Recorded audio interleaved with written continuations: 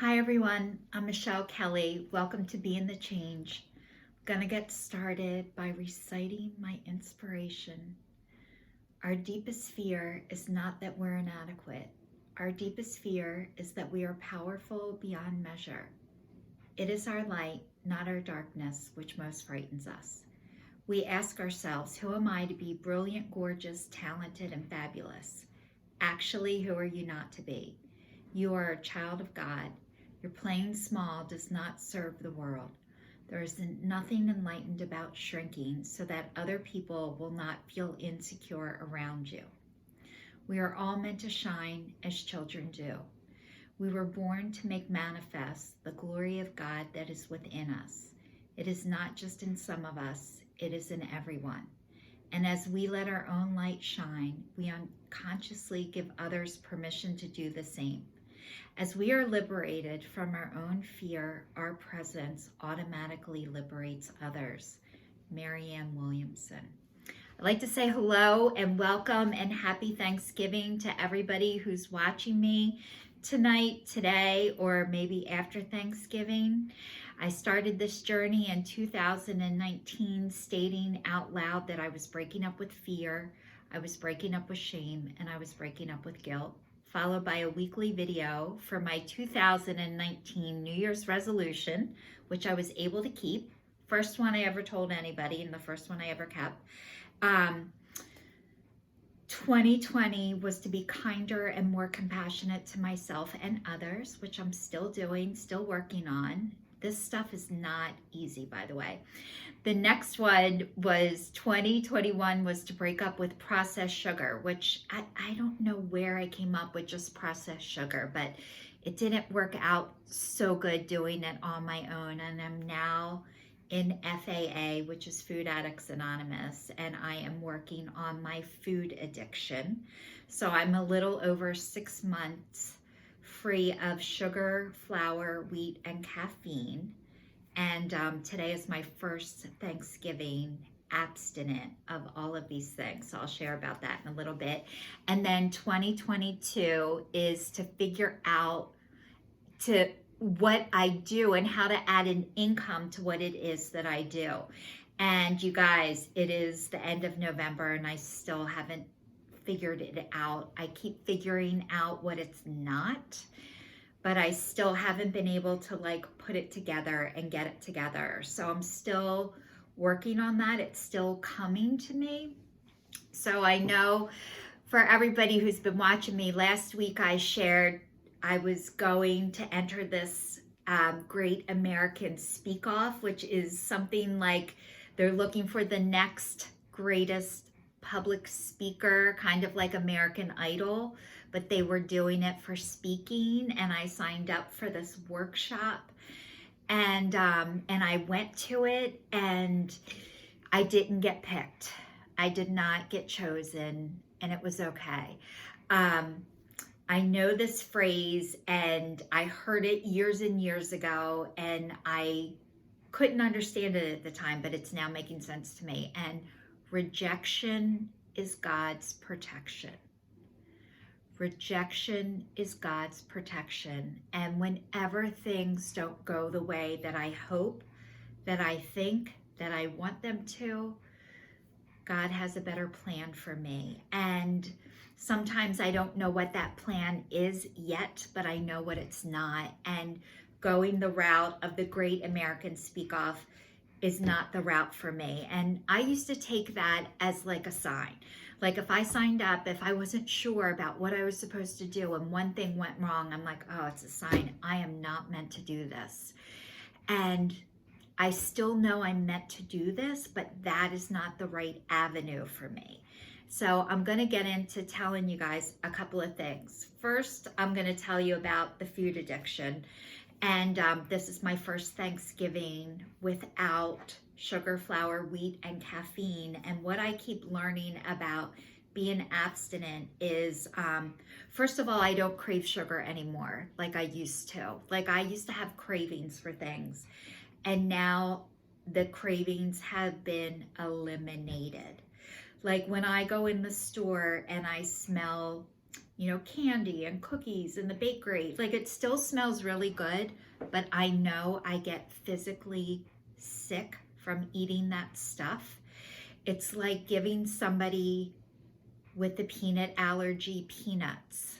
Like, you can't have peanuts when you're allergic to them.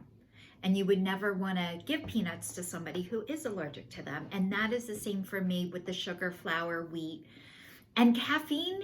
You can still, they don't say you shouldn't have caffeine, but it's a suggestion because it's like a stimulant and it could lead to cravings. So I only used to drink 1 cup of coffee a day. And with my coffee, I put so much cream and Splenda in it that it tasted like a dessert and not really coffee. And I only had it in the morning, but I used to put 6 Splendas in my coffee. And you say, Michelle, only 6? I remember when I would go to like Starbucks and order a drink and say, I order so many Splendas, it's embarrassing. And she's like, oh, that's okay. The lady in front of you got 23 equals. And I was like, oh, okay, good. I'm not that bad compared to the lady with 23 equals. However, I had such a sweet tooth and such a craving. And I started going years ago to this nutrition response testing, and they put supplements on you. And that's when she told me I was still drinking, even though I didn't drink alcohol, because the amount of sugar intake I was having. And I was so pissed at her and couldn't believe she even said that to me, but she was right, and it was true. I was finding another way to stuff my feelings down, and I used food in order to avoid feeling what I was feeling. So I didn't know any of this at the time. So anyway, I remember this woman saying to me, can you try 5? And I was like, yeah, I can try 5. So like, that's how I started to wean off of the Splenda at first, because I always thought, like, when I come to this lady next week, I better be off of Splenda. And I kept going back and I started to feel better, but I wasn't doing the food yet.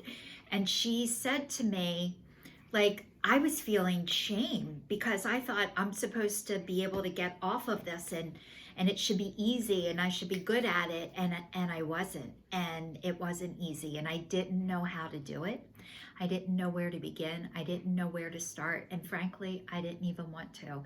I used to make these remarks like, if I can't have this, I might as well be dead. If I can't eat this kind of stuff, kill me. I'll have nothing left. I don't drink. I don't do drugs. I don't smoke cigarettes. And now I can't eat. Food is all I have. And it wasn't true, but it felt true. It felt like food was all I had. And it wasn't all I had. I have friends. I have God. I have support. And the more I work on this stuff, the more support is coming to me, which is amazing. So today I'm going to my son's house and I am bringing my own food.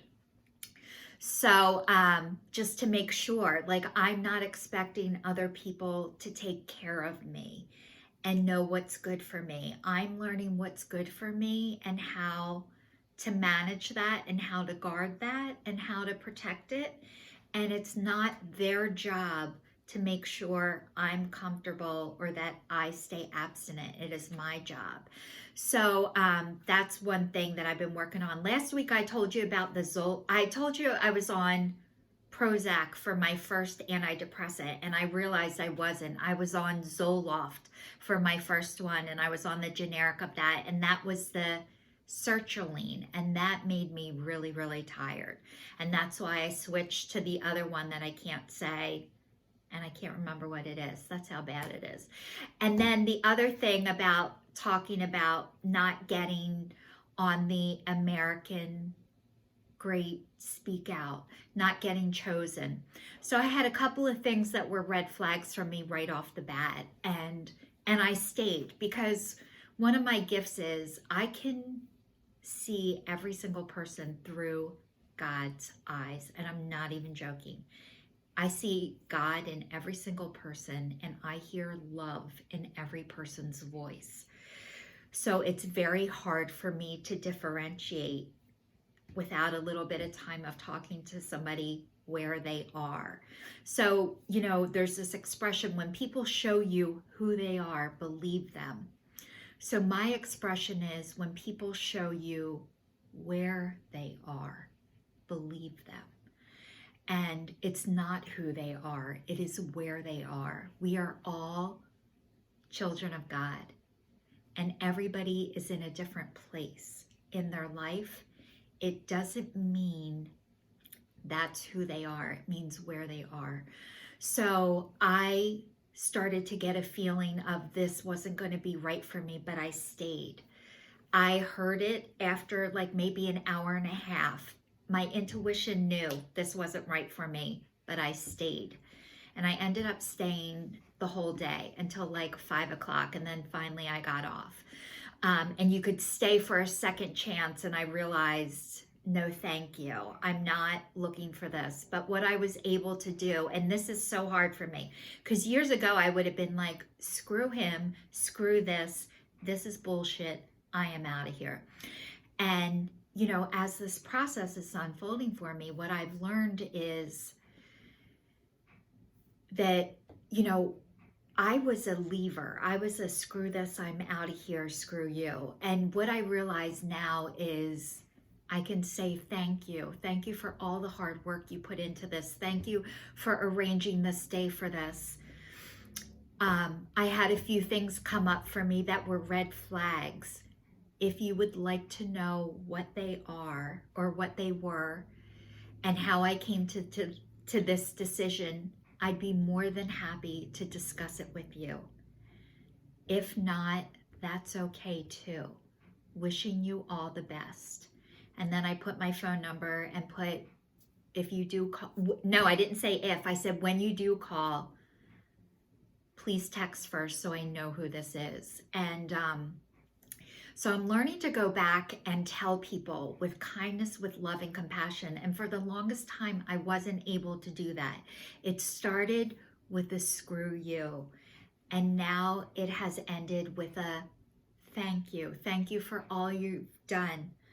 I really appreciate it. This isn't right for me. If you would like to know why, I'd be more than happy to tell you. And I used to be scared shitless. I would say something like that and then I'd block the person and never want to talk to them again. And that fear is leaving for me. And it's taken me almost 33 years of being sober, almost 10 years of being in ACA, which is Adult Children of Alcoholics and Dysfunctional Families, and over 6 months of being in FAA, which is Food Addicts Anonymous. So if you guys want any more information about these programs or where I go or what I do, you are welcome to come to, and I am more than happy to share this information with you. So I'm wishing you all the happiest of Thanksgivings, and please stay safe, stay tuned, and I will see you all next week.